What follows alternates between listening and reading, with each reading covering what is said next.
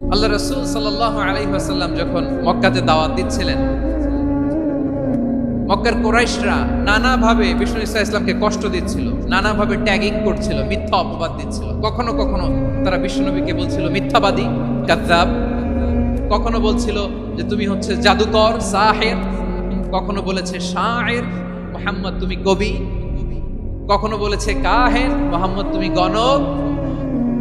এবং কখনো বলেছে মুহাম্মদ তুমি হচ্ছে মাজনুন, মানে পাগল। আওয়াজ করে সবাই পড়ুন নাউযু বিল্লাহি মিন যালিক। তাহলে বিশ্বনবীকে মৌলিকভাবে এই 5টি অপবাদ দিয়েছে। আমার কলেজের টুকরা সিলেটের ভাইরা, বিশ্বনবীর ব্যাপারে মিথ্যা অপবাদ মৌলিকভাবে দিয়েছে কয়টি? 5টি। বলেছে তুমি মিথ্যাবাদী, বলেছে তুমি গণক, তুমি কবি, তুমি পাগল, তুমি জাদুকর। বিশ্বনবীকে যে এই 5টি অপবাদ দেয়া হলো, আল্লাহ তাআলা এটা সহ্য করেননি। এই 5টি অপবাদের বিপরীতে আল্লাহ তাআলা বিশ্বনবীর 5টি চমৎকার বৈশিষ্ট্য উল্লেখ করে সূরাতুল আহজাবের 2টি আয়াত নাজিল করেছেন। আওয়াজ করে পড়েন আল্লাহু আকবার।